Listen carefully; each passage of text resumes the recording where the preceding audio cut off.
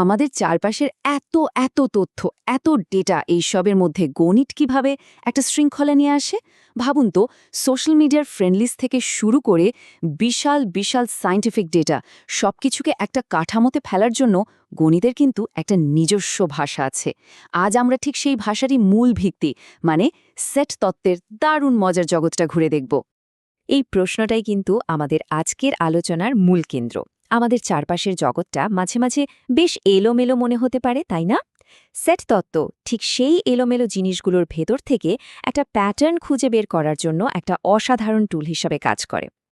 তো আজকের আলোচনায় আমরা কি দেখব এক নজরে দেখে নিই। আমরা একদম শুরু থেকে মানে সেট কি সেটা দিয়ে শুরু করব।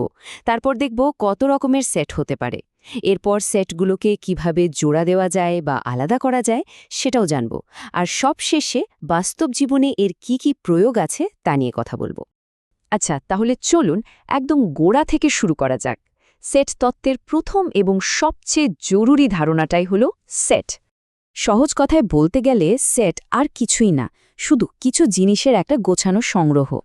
যেমন ধরুন, পছন্দের গানের একটা প্লেলিস্ট বা কোনো একটা রেসিপি বানানোর জন্য প্রয়োজনীয় জিনিসপত্রের তালিকা, এগুলো সবই কিন্তু এক একটা সেট। আর গণিতে এই সেটকে লেখার একটা নির্দিষ্ট নিয়ম আছে। আমরা ব্যবহার করি এই যে কার্লি ব্রেস বা দ্বিতীয় বন্ধনী। যেমন এই স্লাইডে দেখুন, এ নামের একটা সেট আছে যার মধ্যে 3টে জোড় সংখ্যা 2, 4 আর 6 রয়েছে। এই সংখ্যাগুলোই হল এ সেটের সদস্য বা এলিমেন্ট। তো সেট কি সেটা তো বোঝা গেল। এখন চলুন দেখি যে কত রকমের সেট হতে পারে। আমাদের শব্দভাণ্ডারটা আরেকটু বাড়িয়ে নেওয়া যাক। এখানে দুটো খুব জরুরি ধরনের সেটের কথা বলা হয়েছে। একদিকে আছে ফাইনাইট বা সসীম সেট, যার সদস্য সংখ্যা গুণে শেষ করা যায়, যেমন ইংরেজি স্বরবর্ণের সেট যেখানে মাত্র 5টা বর্ণ আছে। আর অন্যদিকে আছে ইনফাইনাইট বা অসীম সেট, যার সদস্য সংখ্যা অগণিত, যেমন সব স্বাভাবিক সংখ্যার সেট যা 1, 2, 3 করে চলতেই থাকবে, কখনো শেষ হবে না। এবার একটা বেশ মজার কনসেপ্ট নিয়ে কথা বলি, ফাঁকা সেট বা এমটি সেট। নাম শুনেই বোঝা যাচ্ছে এটা এমন একটা সেট যার ভেতরে কিচ্ছু নেই, একদম ফাঁকা। ভাবুন তো, আপনার গানের প্লেলিস্টে যদি একটাও গান না থাকে তাহলে ওটা একটা ফাঁকা সেট। গণিতে এই ধারণাটা কিন্তু খুবই গুরুত্বপূর্ণ। উপসেট বা সাবসেট হল সোজা কথায় একটা বড় সেটের ভেতরে থাকা একটা ছোট সেট। যেমন ধরুন, আপনার কাছে থাকা রক গানের প্লেলিস্টটা আপনার সব গানের প্লেলিস্টের একটা উপসেট, কারণ প্রত্যেকটা রক গান তো আপনার মূল প্লেলিস্টেরও অংশ, তাই না? আচ্ছা, এই পর্যন্ত তো আমরা শুধু সেট কি আর তার প্রকারভেদ দেখলাম। এবার আসল মজাটা শুরু হবে, মানে কিভাবে এই সেটগুলো একে অপরের সাথে কাজ করে বা ইন্টারঅ্যাক্ট করে সেটা দেখব। ইউনিয়ন বা সংযোগকে ভাবা যেতে পারে দুটো শপিং লিস্টকে এক করে ফেলার মতো। ধরুন, আপনি একটা লিস্ট বানালেন আর আপনার বন্ধু একটা লিস্ট বানালো। দুটো লিস্টের সব জিনিস মিলিয়ে যে নতুন বড় লিস্টটা তৈরি হবে, সেটাই হলো ইউনিয়ন। এই ছবিটা দেখুন, কি সুন্দরভাবে ইউনিয়নকে দেখানো হয়েছে। সি আর ডি এই দুটো বৃত্তের মধ্যে যা কিছু আছে সবকিছু নিয়েই তৈরি হয়েছে ইউনিয়ন সেট, কোনো কিছুই কিন্তু বাদ পড়েনি। ইন্টারসেকশন বা ছেদ হলো ঠিক তার উল্টো। এখানে আমরা খুঁজি দুটো সেটের মধ্যে কমন কি আছে। যেমন দুজন বন্ধুর প্লেলিস্টে কোন কোন গানগুলো একই আছে, সেই কমন গানগুলোই হবে তাদের প্লেলিস্টের ইন্টারসেকশন। আর এই ছবিটা দেখলেই ব্যাপারটা পরিষ্কার হয়ে যাবে।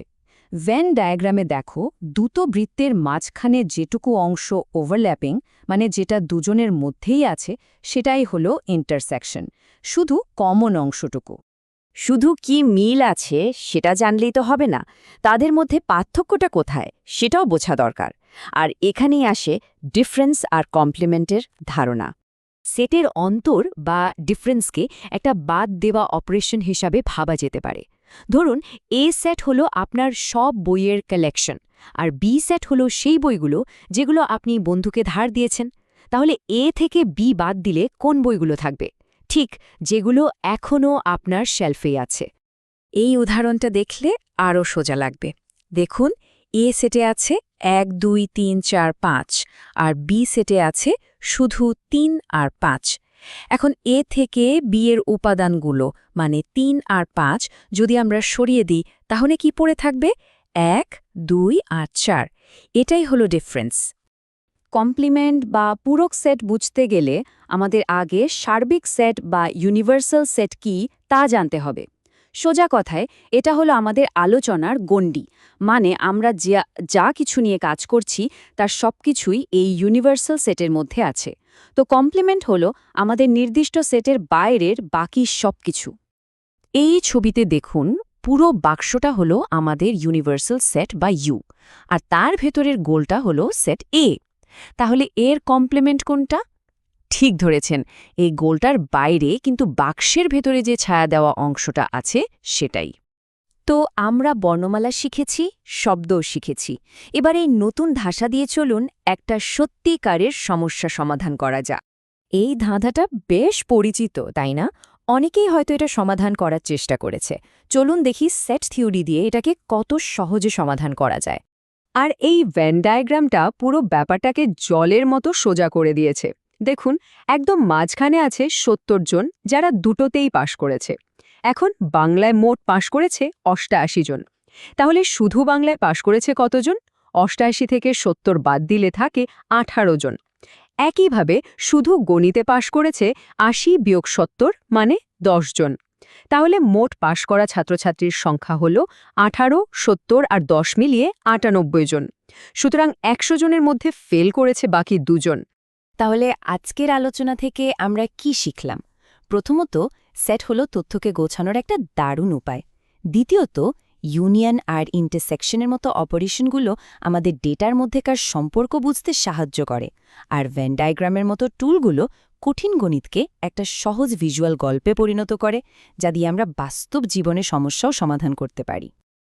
এখন সেটের এই ভাষাটা জানার পর চারপাশের জগৎটাকে একটু অন্যভাবে দেখা যায়, তাই না? একটু ভাবলেই দেখা যাবে আমাদের রোজকার জীবনের সবখানেই কিন্তু এই সেটের খেলা চলছে। সেটা পছন্দের সিনেমা বাছার ক্ষেত্রেই হোক বা বন্ধুদের গ্রুপ বানানোর ক্ষেত্রেই হোক। এই নতুন দৃষ্টিকোণ দিয়ে বিশ্বকে দেখার মজাই আলাদা।